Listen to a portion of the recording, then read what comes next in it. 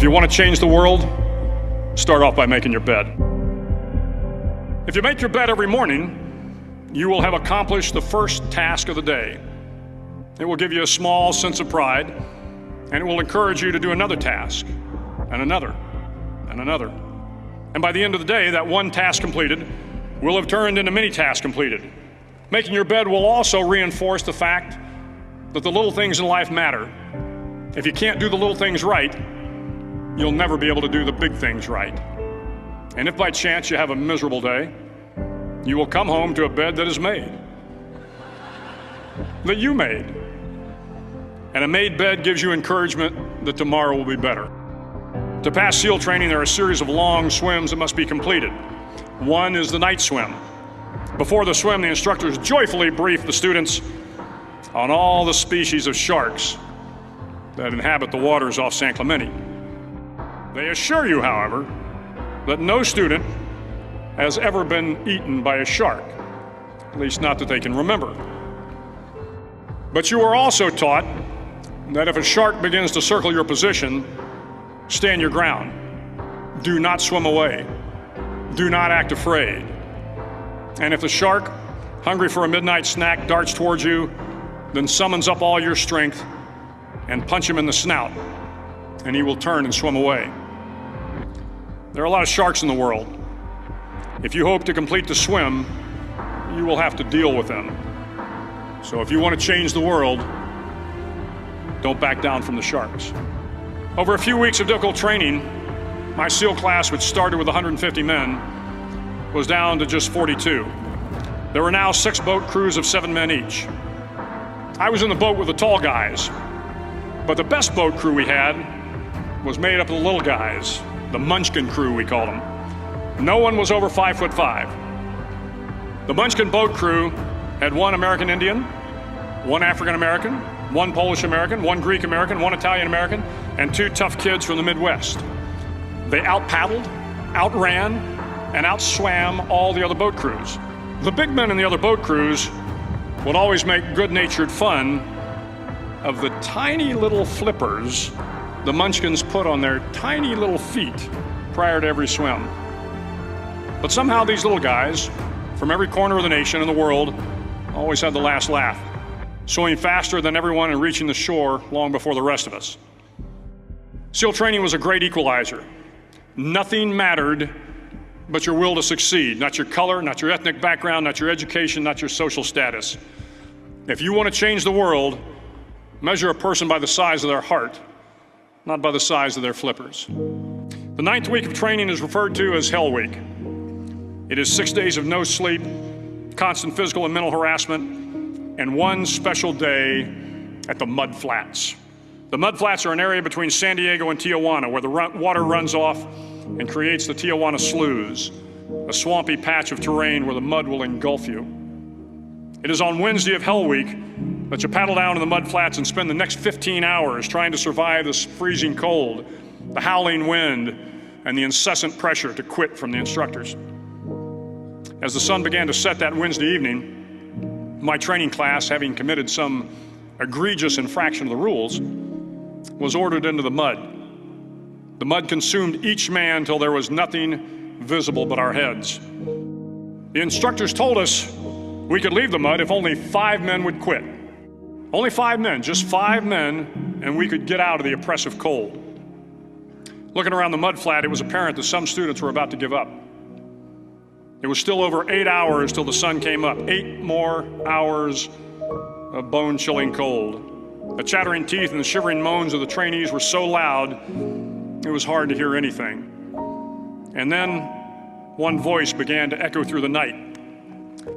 One voice raised in song. The song was terribly out of tune, but sung with great enthusiasm.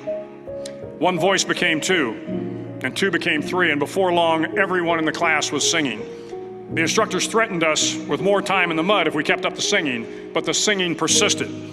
And somehow the mud seemed a little warmer, and the wind a little tamer, and the dawn not so far away.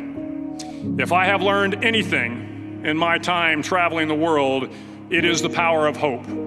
The power of one person, a Washington, a Lincoln, King, Mandela, and even a young girl from Pakistan, Malala. One person can change the world by giving people hope.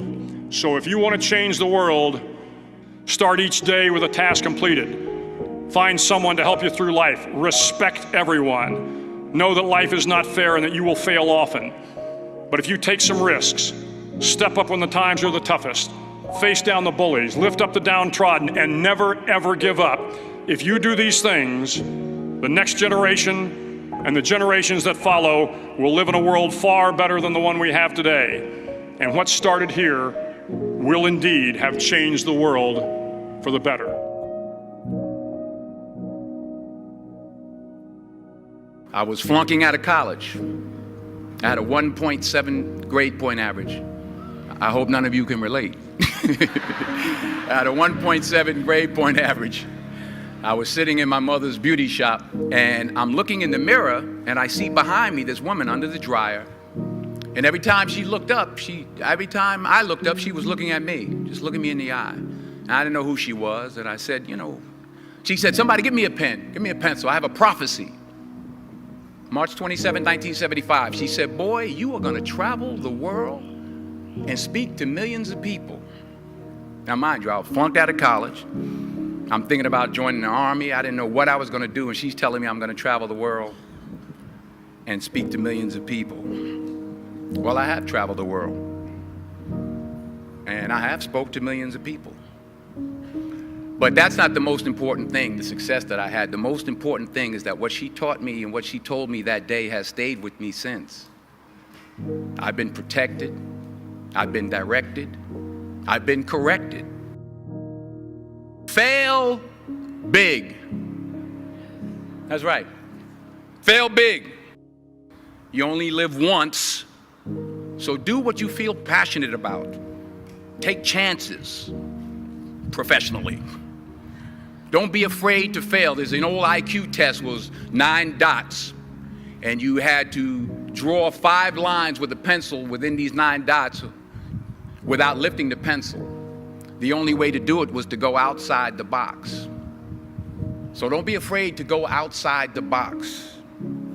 Don't be afraid to think outside the box. Don't be afraid to fail big, to dream big. But remember, dreams without goals are just dreams, and they ultimately fuel disappointment. So have dreams, but have goals. Life goals, yearly goals, monthly goals, daily goals. I try to give myself a goal every day. And understand that to achieve these goals, you must apply discipline and consistency.